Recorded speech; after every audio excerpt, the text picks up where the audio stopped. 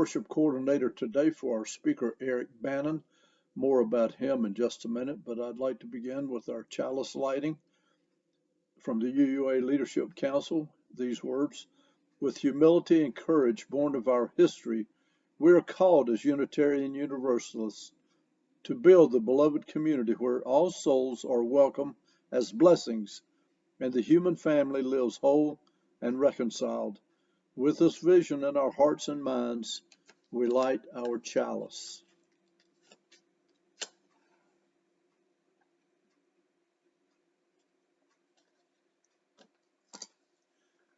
And our chalice lighting words are: we light this flaming chalice to illuminate the world we seek. In our search for truth, may we be just. In our search for justice, may we be loving. And in loving, may we find peace.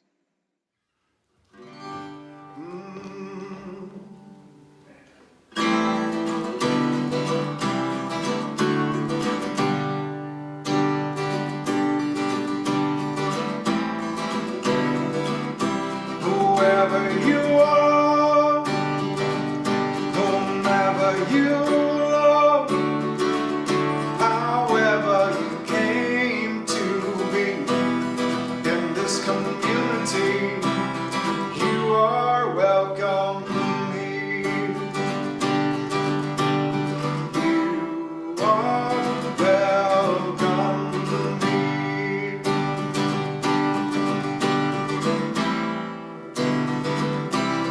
If you are searching, come on in. We're all on this journey that starts within. If you got a burden, come lay it on down. Raise up your voices as we gather around. Whoever you are, whomever you love, however you came to be in this community, you are welcome here. You are welcome here.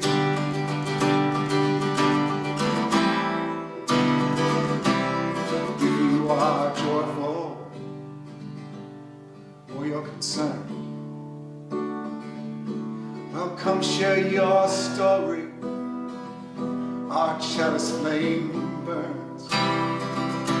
If your heart is broken or you've been disowned, come join our circle and turn off your phone. Whoever you are, whomever you love, however you came to be in this community, you are welcome here. You are welcome here.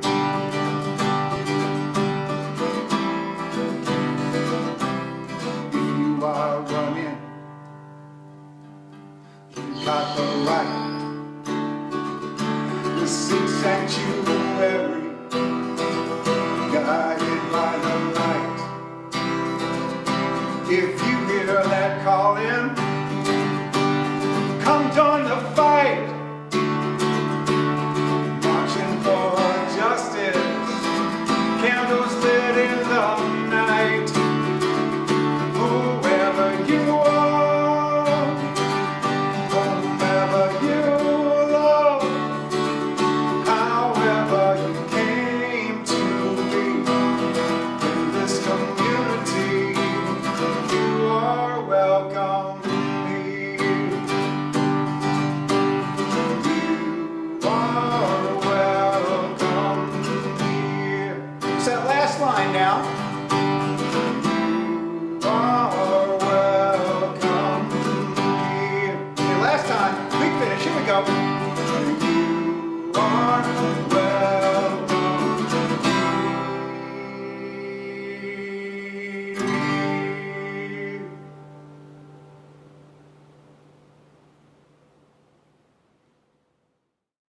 like to welcome you to our virtual Sunday service for the Unitarian Universalist Fellowship of Lake Norman. Our fellowship walks diverse paths to find meaning and purpose, but we are united by our belief in the inherent worth and dignity of all and the obligation to express our faith through acts of justice and compassion. My name is Jim Price, and I've been an active Unitarian for about 8 years and a member of the Lake Norman Fellowship for a little less than a year. I'm very excited about today's presentation by our speaker, Eric Bannon. Eric has a diverse background and interesting biography. He is a husband, father, songwriter, storyteller, U.S. Coast Guard rescue flight crew veteran, backcountry adventure racer, and cancer survivor with a master's in computer science. He has been called to share his art to inspire, motivate for positive change, and build community. He is based in Pittsburgh, North Carolina, and he travels the Southeast and Mid-Atlantic states, bringing the power of storytelling to faith communities, festivals, and front porches, and we are so lucky to have him with us today. Please help me in welcoming our presenter today, Eric Bannon.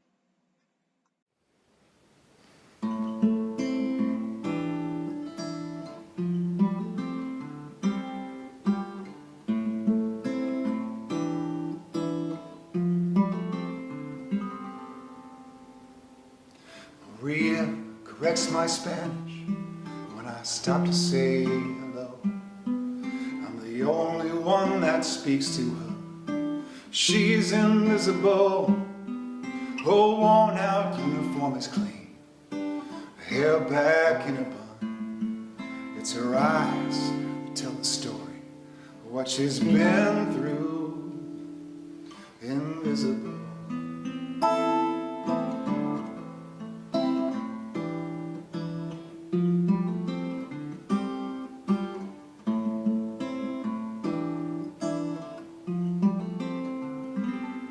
Now Charlie served in Vietnam, at least that's what he says.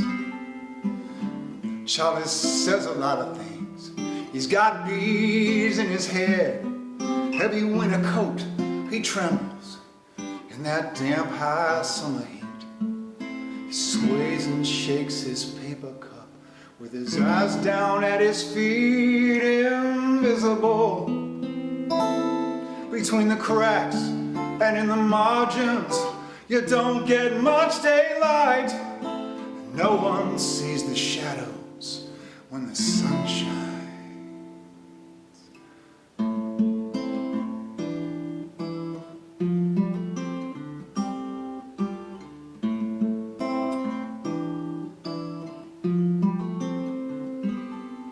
I once was a road musician, almost never missed a beat. Caught a couple bad breaks, now I'm living on the street. I traded off my Gibson for an OxyContin stash. Now the pills are gone, and I got nowhere to crash. Invisible.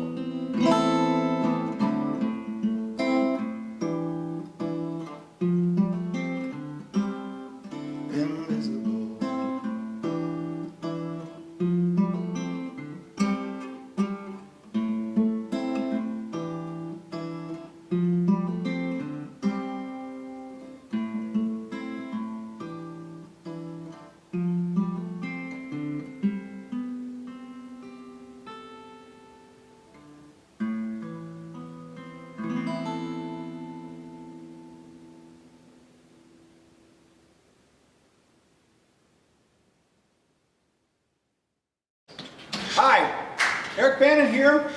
Thank you so much for tuning in. Maestro Glenn on the piano. We're going to do a traditional hymn, Wade in the Water, with lyrics I learned from folk singer, storyteller Reggie Harris.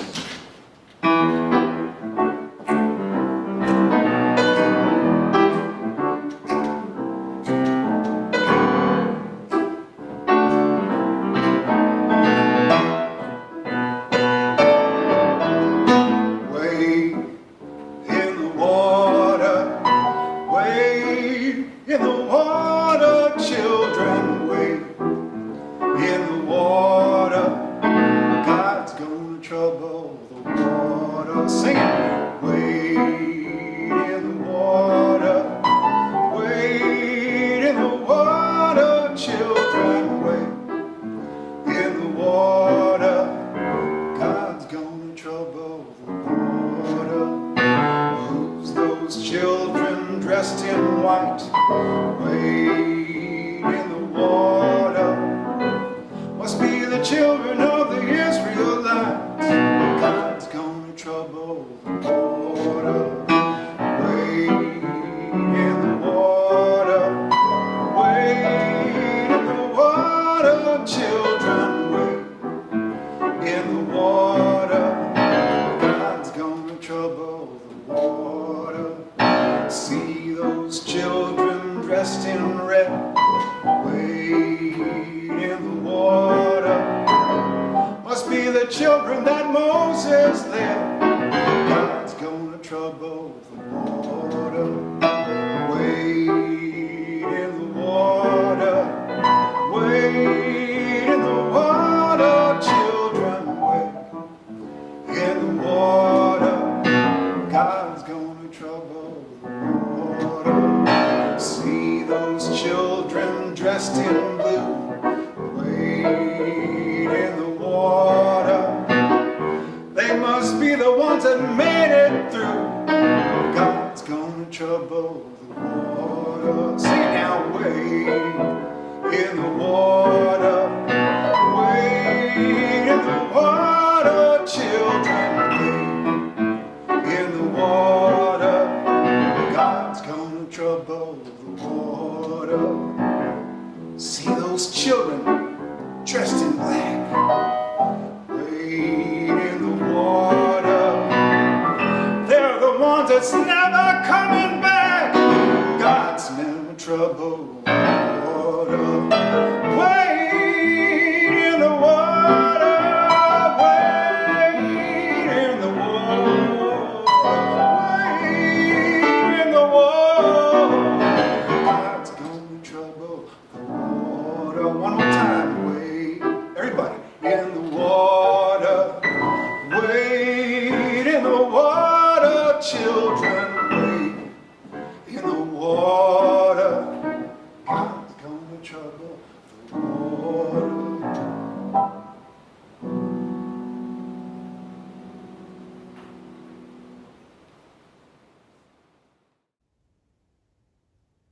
Good morning. My name is Eric Bannon. Welcome to my World-Changing 101 sermon. One thing that we all experience is change. We all experience it differently. And it sure can be stressful, especially now with all this uncertainty surrounding us. It's the big changes, though, the life transitions that seem to stress us out the most.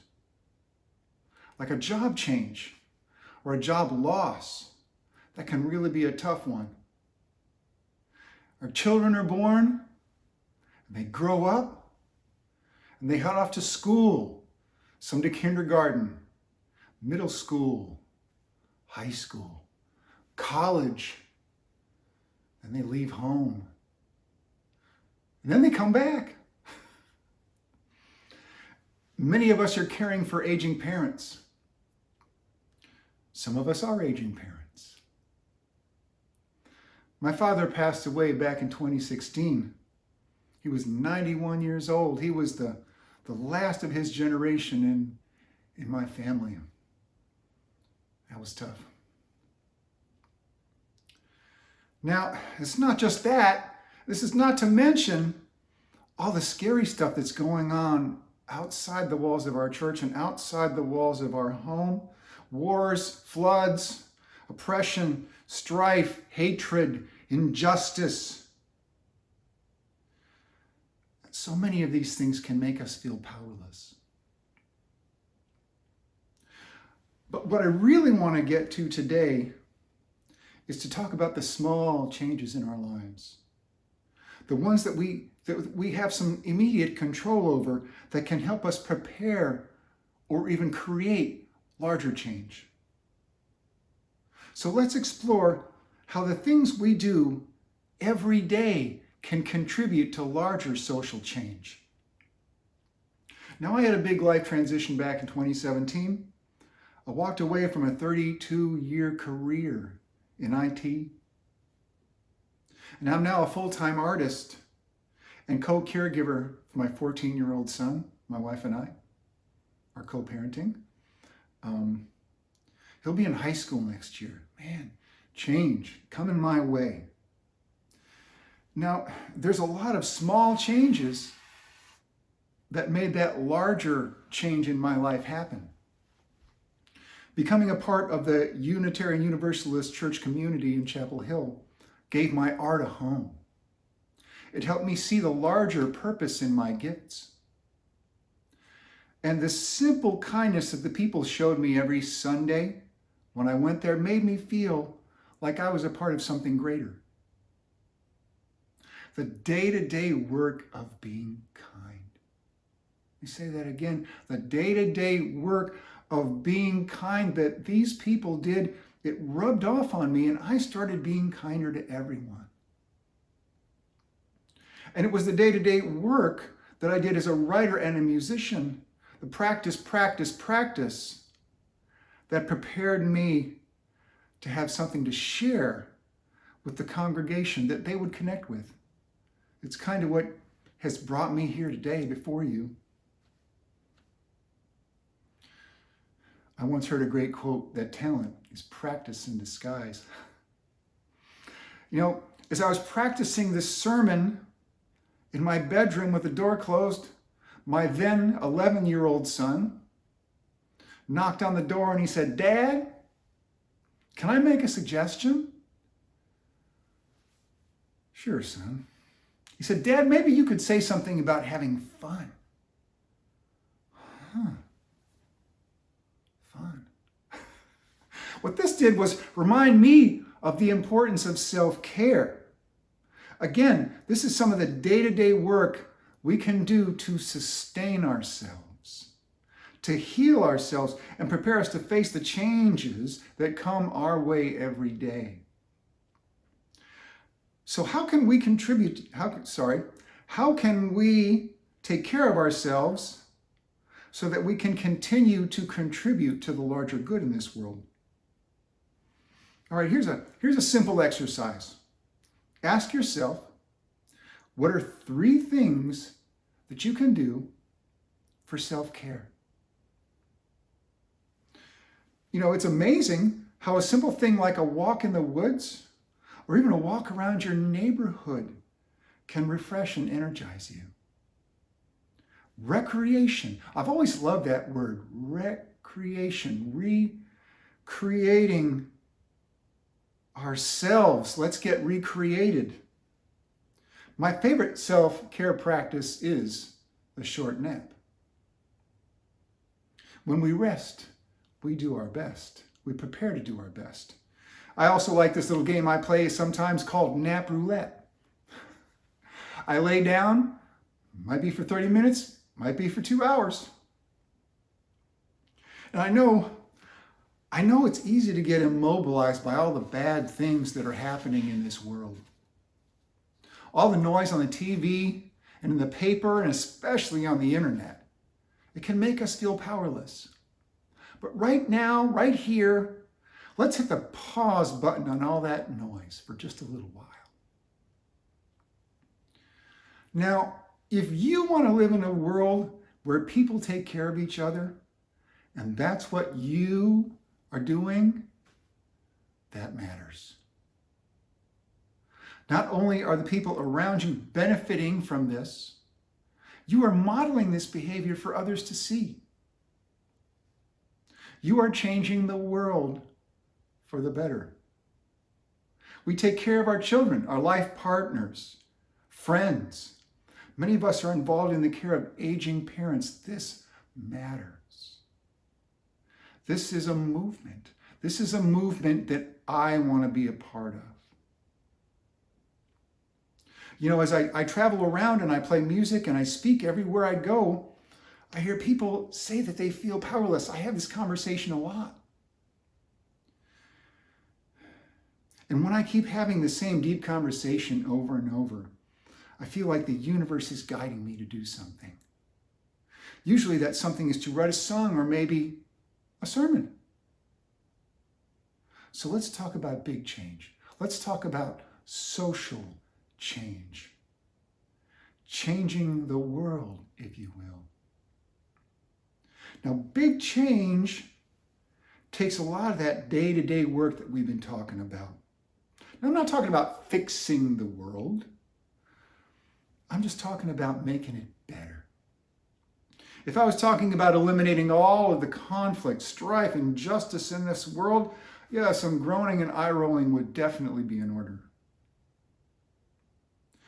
Yeah, I know that some of you spend most of your waking hours engaged in this struggle for justice, for equality.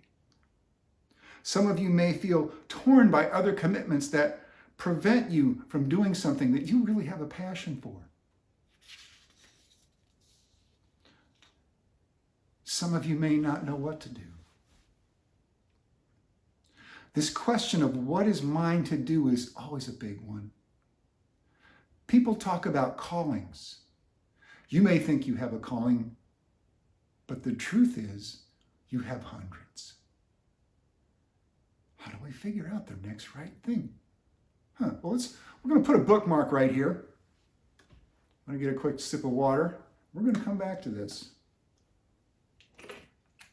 I'm going to tell you about a friend of mine. His name is David Lamont.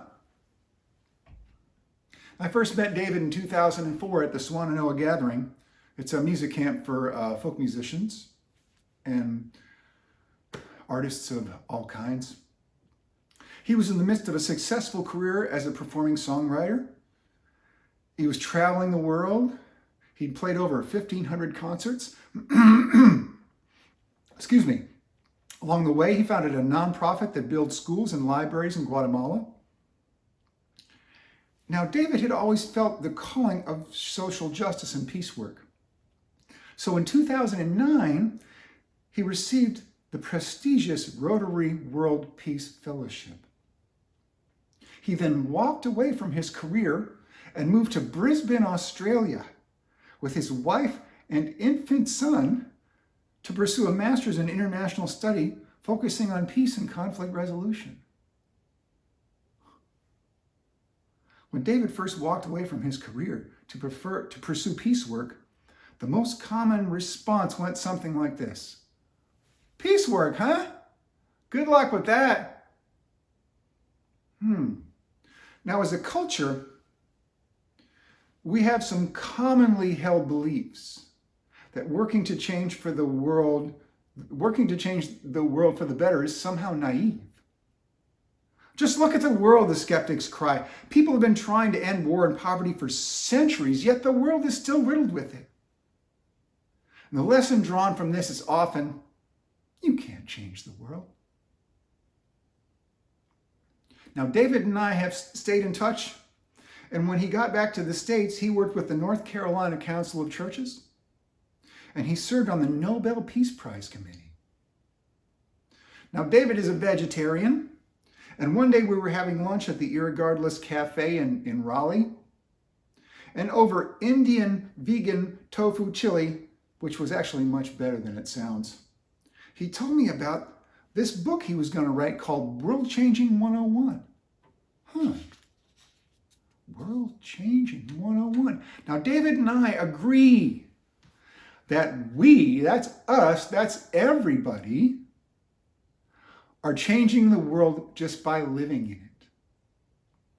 And one day in 2014, I walked up to the drive to my mailbox, and there was a signed copy of his book.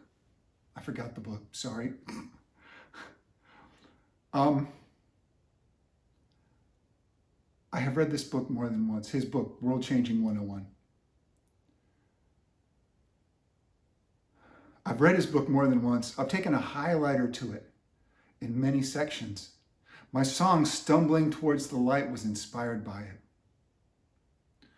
One of my favorite ideas from his book and the retreat of his that I attended was Heroes versus Movement as competing narratives for social change. Let me say that again. Heroes versus movements as competing narratives for social change. Now, Dave illustrates this idea with a look at the story of Rosa Parks, one we all know. But let's see which version of the story that you've got. The hero version of the story goes like this. Mrs. Parks, a seemingly powerless little old African-American lady who had made the spontaneous decision not to give up her seat to a white man on a Montgomery bus in 1955, literally changed the world with her courage all by herself. In this version of the story, large-scale change happens when an extraordinary individual takes dramatic action in a moment of crisis. The problem is fixed, the threat is removed, and the credits roll. This narrative is so deeply ingrained in our culture. I mean, who hasn't cheered for Superman or Wonder Woman or Rocky or Bruce Willis in Die Hard 6? But there's one little problem with the hero narrative. Just one. It is simply not how large-scale social change happens. Now here's the movement version of the Rosa Parks story. Some of you may know this better than I do. Rosa Parks had already been an activist for 12 years at the time she was arrested. She was the secretary for the Montgomery chapter of the NAACP. She had traveled to a training camp at the Highlander Folk School the summer before she was arrested, where she took classes and spent time with legendary activists Septima Clark and Miles Horton. Mrs. Parks had been extremely active in the struggle for years before she was arrested. Her decision was not a spur-of-the-moment flash of courage, but a result of long-considered convictions, years of work, training, and practice. This is the day-to-day work of social justice that I've been talking about. The famous photo of her being fingerprinted that pops up when you Google Rosa Parks arrest, was taken at a subsequent arrest in 1956, when many of the Montgomery bus boycott leaders were arrested when the boycott was deemed illegal under Alabama state law. While the boycott was going on, the bus boycott, people still had to get to work. So organizers worked with donated vehicles. Hundreds of private citizens and local black taxis worked to make sure everybody could still get to work. Now think of all those folks whose contributions, no matter how small, were a part of this larger movement. Driving someone to work, making lunches, babysitting the kids of drivers. Big change made up of lots of small changes. Rosa Parks had volunteered as a dispatcher.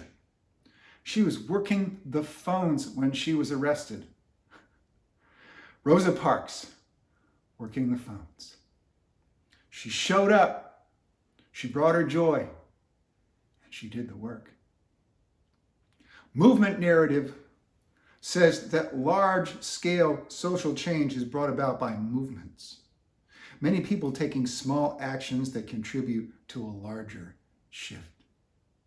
This narrative is more truthful, and it invites us to see the small things that we do, that's us, that's you, every day that matter. So let me shift gears here for a minute. In August of 2016, I took a World-Changing 101 retreat with David Lamont, and he gave us this wonderful little exercise in taking action. Some of you may know this. It's various versions of this. Some people call it SMART goals. So we all got a piece of paper and a pencil, and he led us through these steps. First step was answer some questions. Number one, step one, what's bugging you? Or better yet, what's bugging you today? The corollary of this question is, what inspires you?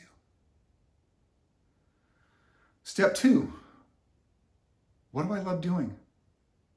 What am I good at? What are my gifts? Step three, where are your people? Community matters. And we generally come up with better ideas when we work them out in a group, even if it's over Zoom. Remember, it's movements that make the big changes. And this is especially hard now with the quarantine, but that's not going to last forever. Now choose, what is one small thing you can do this week? How can you step toward this thing you care about in some small way?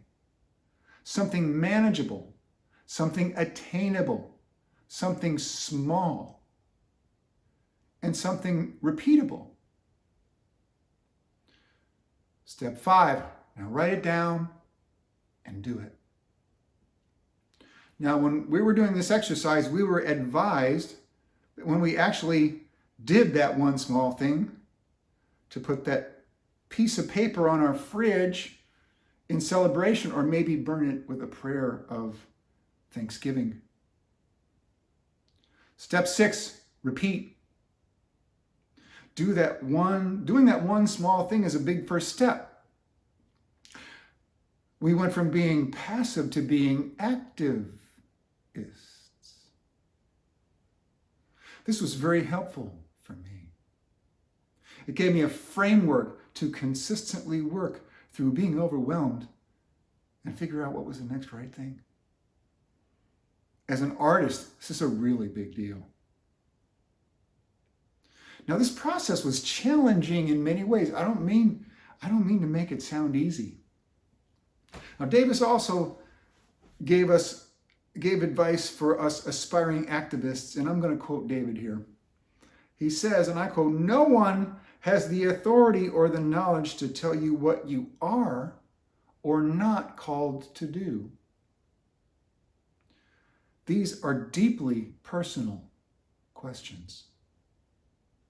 If you feel a tug to engage in some way or reach out in some way reach out of your comfort zone in some way that you haven't done before, that's something you want to pay attention to."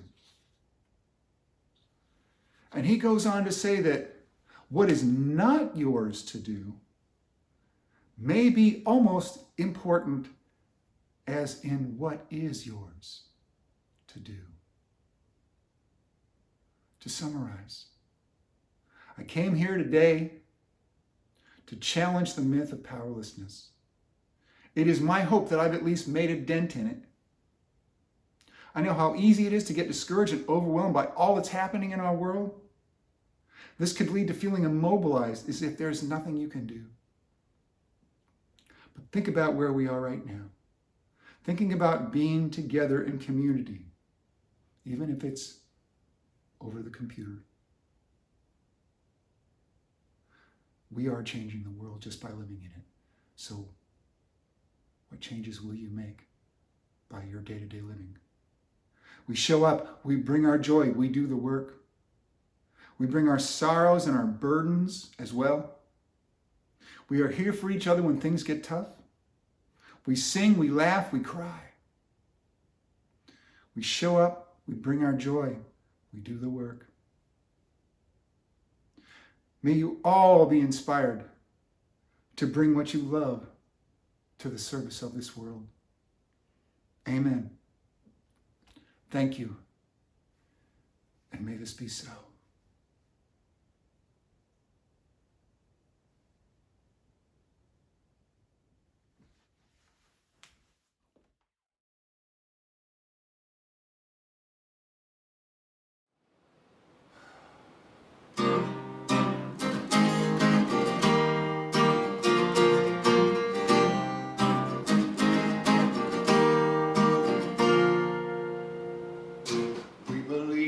Simple acts of kindness can build a bridge across a river wide.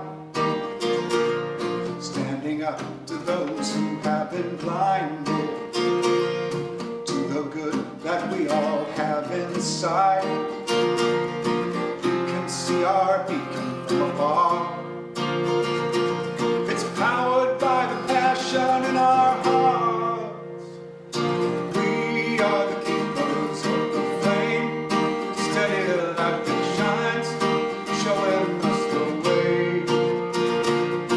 We are the keepers of the flame, pushing back the darkness in our world today.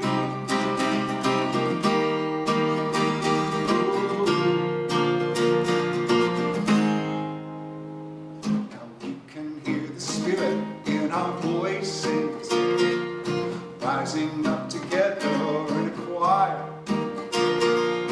We won't put you down, scorn your choices. We will lift you up, take you higher. You can see our beacon from afar. It's powered by the passion in our hearts.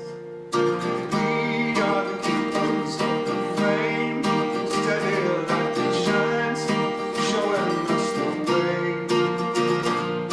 We are the keepers of the flame, pushing back the darkness in our world today.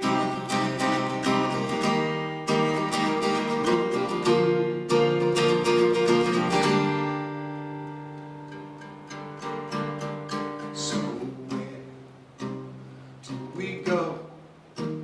Do we go from here?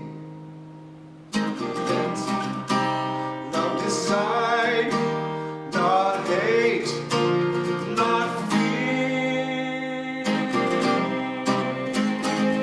No, no, no, not fear. So won't you join us marching, banners held high, moving forward from this holy ground.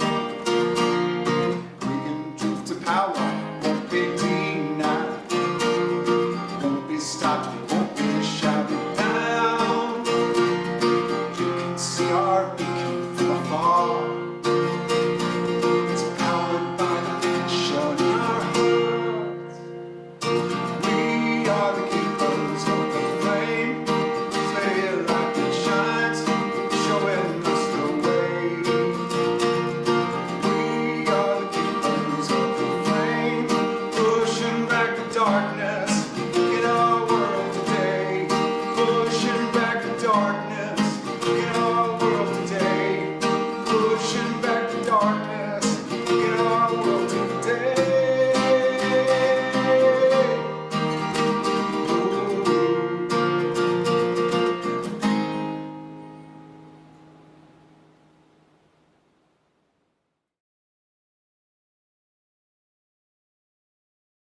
Thank you, Eric, for that wonderful presentation. You're a wonderful presenter, songwriter, and storyteller.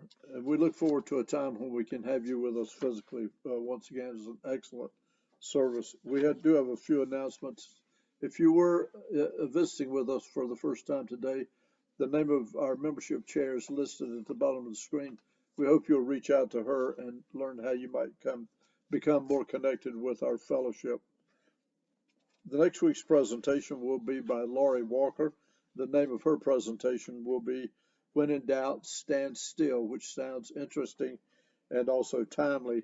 You should have received a link already to vote on SurveyMonkey whether or not we want to choose Pat Joby to come as our interim part-time minister.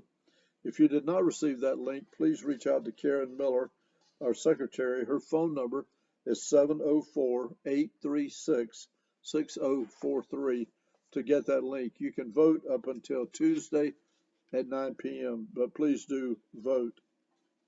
If you have joys or sorrows, please reach out to Nancy Embry or Natalie Heilig. The Lake Norman Book Club and the Humanist Group of Lake Norman are still not meeting because of the coronavirus shutdown. We encourage you to reach out to one another by text, email, or phone-in just to check on folks and also to let them know that you're okay. And I'd like to remind you that we have virtual cocktail parties every other week. We have one Friday the 22nd, and there'll be one 2 weeks from that day. And so you are invited to those. They're a lot of fun, and it's a good time for us to just check in and make sure how we're doing. Our closing words today are by Tom Shade. It's called A Power at Work in the Universe. My friends, there is a power at work in the universe.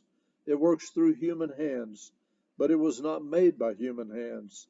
It is a creative, sustaining, and transforming power, and we can trust that power with our lives and with our ministries. It will sustain us whenever we take a stand on the side of love, whenever we take a stand for peace and justice, whenever we take a risk. Trust in that power. We are together held by that power. And now we extinguish the chalice, but not the light of truth, the warmth of community, or the fire of commitment. These we carry in our hearts until we meet again. Namaste.